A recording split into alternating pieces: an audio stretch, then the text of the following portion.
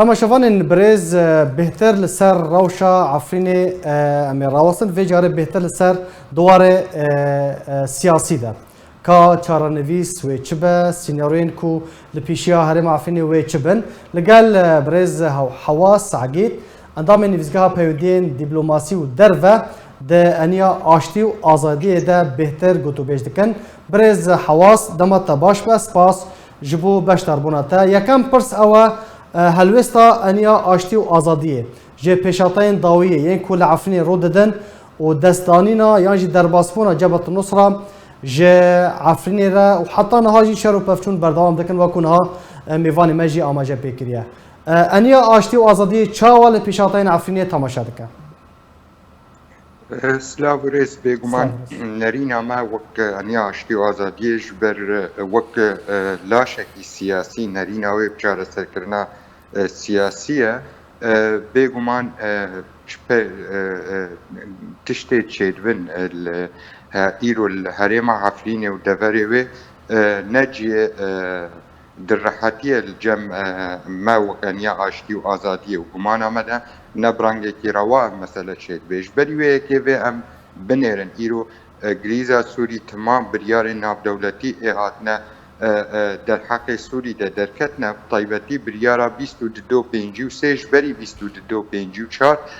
آد ویجه بزلالی چو گروپین تیکلیه یعنی وک بن خاله هفته انجمانا اسایشا کشتی در کتیه چو گروپ تیکلیه به هیئت تحریر شام یعنی جبهت النصره وک گروپا کی تندرو هاتیه ناس کرن ای تیکلیه پیربکه و پیزکی قوت او گروپ تنه ببن بداویه ده باوریه مده اف بویرد بن ریودان الپیشیا تنکرنا گروپ چکدار الوی دوره تمامی و ریودان الپیشیا روسیا و هر وها پلانا که اف برز حواس اف پلانا کو تنکرنا کومین چکدار پلانا که ترکیه روسیا یان به هفره لگل امریکا که گشتنا رکفتنا که کو دوی او گروپین چکدار نمید گمانا بده یعنی بویرد بن مسئله لشکری ده الوی دوره طیبت و جبرینها حمید زان یعنی وقت هر چاودیره کی زانه یعنی جوات دبن کومبین دبن لاسیتانا دبن سر اسیتانا بن سا اسیتانا نقشرین لشکری تدانین دانستاندن نابینا ولاتن گرانتور لوی دوره ده ام زان دما داویه ده وقت داخیانین درکتش سر کمار ترکیه هروا وزیر درب ترکیه مسئلات تکلیو دانستاندن امنی نابینا و استخبارات ترکی و استخبارات سوری در سر بنگاه چاوا بنگاه کی پیدا بکن تکلیو دانستاندن سیاسی چیون آستانگی ایرو شوار روس نحو جام گلتی مناقشه بکن دست به که حتی ها نرینا روسا چاوانی همو خاکا سوری وگره بن کنترولا رژیم دهش بر وقت اود بینه رژیم روا و به کنترولا رژیم ده بله هنک آستانگین حال پیشیا ترکیه جهنه وقت ترکیه ولاتا کی گرانتور هندره اسیتانا ده آستانگی و اینافایی مثلا داخیانی و درکوین مثلا وگره پنابرا وقت پروژه کی کونی نه روس دیسانه سرکار کردن شرکاتی هنک ولاتن جیران سوری را تخواستن حتی راده که هنک ولات عرب ولات اروپیجی بمن شریک به مسئله ده لی حتی ها اروپی خانه دانه البروی مسئله ولاتن در دورا هم بیجن یان جیران سوریاره لبنان ودی داخیانی درکتن هفتیا وری دوی دست پی بکن هنک پنابر وقت بیجه وقت او دبیجن برانگه کی طوعی بگرن لی براستی نولوه برانگه طوعی بنگها آرام نهاتیه پیدا کرن ترکیه تخوازه میلیونک پنابر وگرین واده ورا وگران نا پنابر الواده ورا حتی ها هبونا گروپین جدا هندره واده ورا ده تبلی بشک فرا خلکه وگران نواده برا لی آستانگی پیشیاوی دجی شد به جبروی که کنترل کرنا سینور و وگران نا او پیمانی هنه جبری نابینا رژیم و نابینا ترکیه ده باوریم ده باشه برز حواس تبحثا کنترل کرنا سینور کر ایروشی جبهت النصره درباسی عفرینی بو و برای خود ده عزازه اگر های حتی سری کانی جی بچه اف پلانا جبهة النصرة و حتی کدره هره انها تشتك في ام باش بزان يعني جبهة نصرة نا ايرو دا العفريني ده هاك ام بيجن والله ايرو بارو في شر داوية دا جبهة نصرة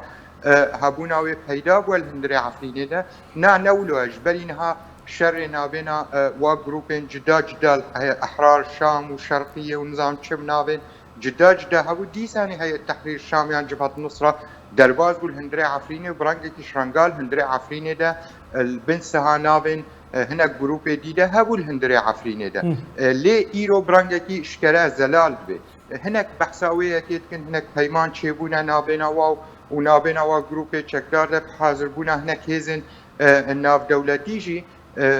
قمانا مدى حتى برانجي شرنقا دستهلاتك حكمتا دمكي وكمديد سلوك حكمتا دمكي دركات وسر بنجها او اي كنترول العفريني دتكي وكسك دي الشرطه ونظام شنا اي كنترول دتكي بس راستياوي نولوه هي التحرير الشاميان جبهه النصره دفرا درباز بيت فازي كنترولاوي بدشتي امني ابوري حمول دستوي ده بهك برانجكي يعني برجافاجي برانجكي دي بدي خياكرن للسربن جهه برانجكي اكتيف اي دستلات الوي دفريده نص يعني اگر هاي افهردو حكومات ببنياك بريز حواس اگر هاي افهردو حكومات سوريا الدمكي وحكومات هاورچوني انقاذ كل ادلي بيبو تجنا اماجا بيكر سروك حكومات سوريا الدمكي شو عفني قوت عفرين حتى نهض بند السمده شرطه بوليسين لشكري بوليسين سيفيل حتى نهال عفرين انه بند السمده ل وقت تجي تكاسكري وخلك عفرينش تكاسكن كو دسته تحرير الشام دسته خداني سر هر واره كده اگر هي بلانا بيشاروجك و افهردو حكومات ببنياك بگومان آمده برنگ خواهی ایرو یعنی تشتی حتی وقت بجید برچاوا نیزی که خواهی برنگ کی زلال اشکره و مسئله ناکی لیتی کلی نابینا واده هنه دانستاندن نابینا واده هنه کارال هفدوه هفبش بکن یا نه باوری مده دبه و چونا سروک حکمتا دمکی العفرینه و جبرینها هبونا هنک وقت بجید کارن خدمت گزاری الدفرة ادلبه وهابونا باشين امني الجريداي هيئة تحرير الشام دفري نابنا دكافانا دا بن كنترولا حكمتا دمكي ديان جروبي تشكدار دا او كاري هفبش هبو يعني وديسا باوريم دا وي زيادة تربيش بل هيئة تحرير الشام وك سيستم جي درباز ببي تخوازي كنترولا خوا او دستهلاتا فعلي الهندري وي دفري دا تخوازي او بي ليش بر مسألة ناف دولتيان جبر دانستاندنت بن وبراستي او آگاهی داویه رخمجینینه يعني چه نابینا استخبارات ترکی و آرجیم ده چید به چه نابینا روسا و ترکیه ده پیمانی هنه بس تشته هری زرار اف دانستاندن بنگهاوی وك امد بين البرجاوا سر حساب ملت سوري چید به خلق سیویل وقت بيجي دبن ارمانج الشر و باران كرين چنابينا و جروبين چكدار و جروبين چنابينا جروبين تيروز ده چنابينا ريجيم ويان تو باران کرنا ريجيم و روسيا الآلية دي تو باران کرنا تركيا اف حميجي خلق سيفيل وقت بيجد من قرباني جبا مثلا بله جه دمكو اف شهر دست بكريه بريز حواس دوه روسيا جي بشدار كر بالافرين روسي بيگومان جدرن لشكري تكاس كرن پشتراس كرن كو بالافرين روسي بون وان جي بارگهين خوال لگوندوار عفريني ارمانج كرن روسيا دفه بفيا كي چه نامه گهاندن تركيه و چه دفه كده دمكو بشدار كر چه شروفه چه اخافتن جرته كرن باوری من نامن روسیه دین ترکیه قاسی الهفبار کرنا کاره یعنی پیمانه که نابینا روسیه و ترکیه ده کار هفدوت هفبشکرن اکشبر هف پیمانی هفی اسیتانانه هف پیمانی هفی دانستاندنا روس وک گرانتوریان یا رید وکیل پیشگاه دانستاندن استخباراتی اینها هنه نابینا رژیم و نابینا استخبارات رژیم و استخبارات ترکیه ده جبرویه که از نابینم نها ایرو قناغا روس ناماره کش ترکیه ناماره کش روساره قاسی کاری هفبش نابینا هر دو ولاتا دهنه و کارال هفدو هفبش تکن ایمن از چناماتی ده نابینم باوریم.